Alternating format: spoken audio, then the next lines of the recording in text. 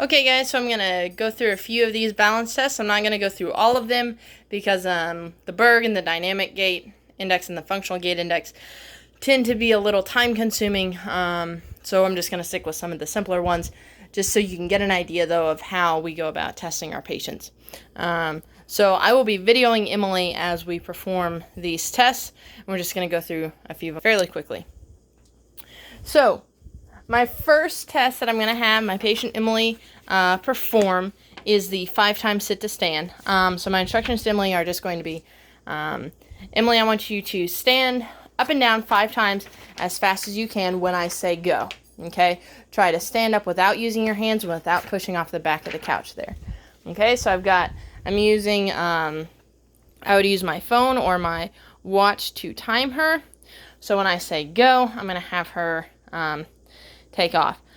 Another thing with the 5-time sit to stands is that sometimes I will let my patients have a practice run, especially if they don't quite understand my instructions on the first time.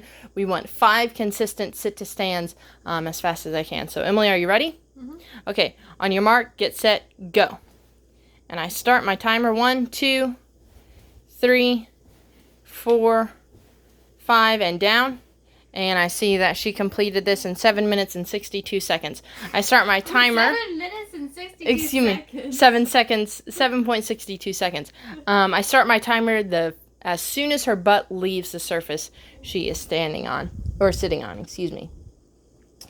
My next test that I will have her do, since we're right here, is the timed up and go test. This test requires that I would have marked out approximately 3 meters, which is 10 feet. So I've placed a ball, a dog toy right there. So what I'm going to tell Emily to do is, Emily, when I say go, I want you to stand up, walk around the tennis ball, and come back and sit down as fast and as safely as you can. You are not to run, though. Okay, this is just a walking test. All right, so I'm going to reset my timer.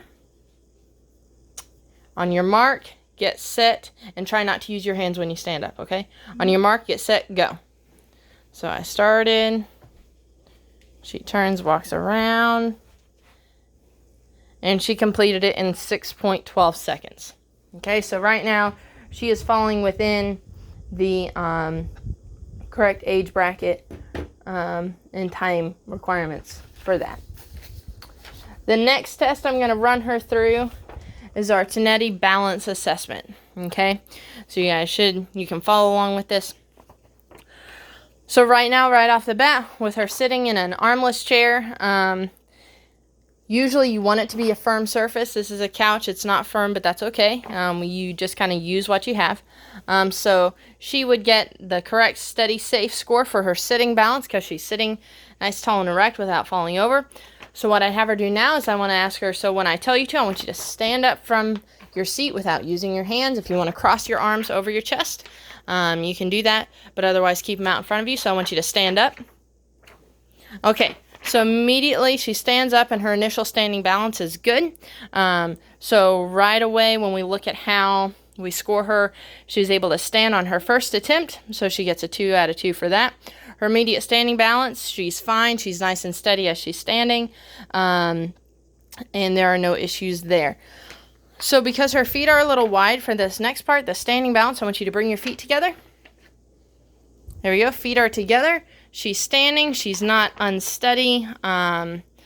She has a narrow base of support, so she'd get a 2 out of 2. Now, if I nudge her, this is going to be the next. We'll kind of flip it like this so you can see, okay, how I'm going to nudge her. So Emily, I'm going to nudge you 3 times. I just want you to keep your balance, okay? 1, 2, 3. All right. I do it quickly and fast so that she can't anticipate or do it. Again, I'm testing her reactive balance. So now with your feet together, I want you to close your eyes. We're at 5, 4, 3, 2, 1. Open them. Emily's nice and steady, so she gets a 1 out of 1 for that. Now I want you to turn around in a complete circle. Perfect. So she gets, she was continuous with her stepping and she was steady, so she gets 1 point for each of those. And now I want you to sit down back on your seat. Okay, so she was safe, she had a smooth motion, she didn't use her arms, and she didn't misjudge the distance for that. So that's the balance portion of the Tenetti. For the gait portion, what I'd have her do is I'm going to have her walk to the other end of the house down there, so go ahead and stand up for me. I want you to wait until I tell you go, all right? So on your mark, get set, go. So I'm going to look at her feet, how she's walking. I'm going to look at her arm swing. Great, now walk back. So looking at her feet, her arm swing. She has a nice straight path, and sit down. Excellent.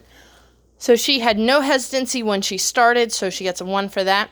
Her step, she stepped through with her gait, so she was stepping past each leg, so she gets a point for each of that. As far as foot clearance, both of her feet were clearing the floor, so she gets 1 point for each of those. Her step lengths were equal as far as I could tell.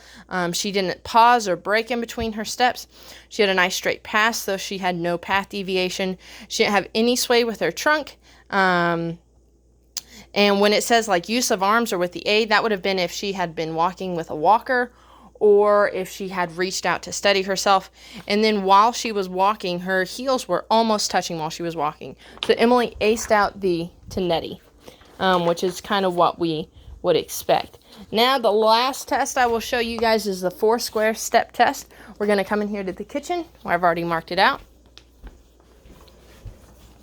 And I have marked a square in the kitchen here. What I'm going to have Emily do, I'm going to demonstrate it for you. You're going to start here in square 1, and you're going to go to square 2, square 3, square 4, and then go back 3, 2, 1. And what I want you to do is just try to do it as fast as you can.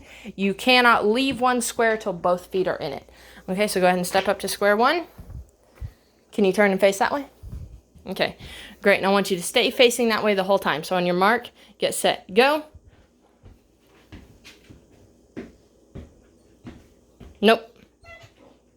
So remember, go ahead and step out. So I want you to go to, so we started in 1, this is 2, 3, 4, and then 3, 2, 1. Okay? So you're leading with your left foot up. Doesn't matter which one you lead with. I just want you to go 1, 2, 3, 4, and then 3, 2, 1. Okay.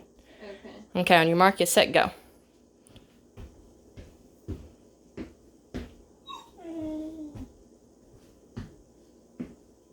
Good, and that took her 8 seconds to complete it correctly. And it's very important that you follow the directions as indicated for how they are supposed to complete it.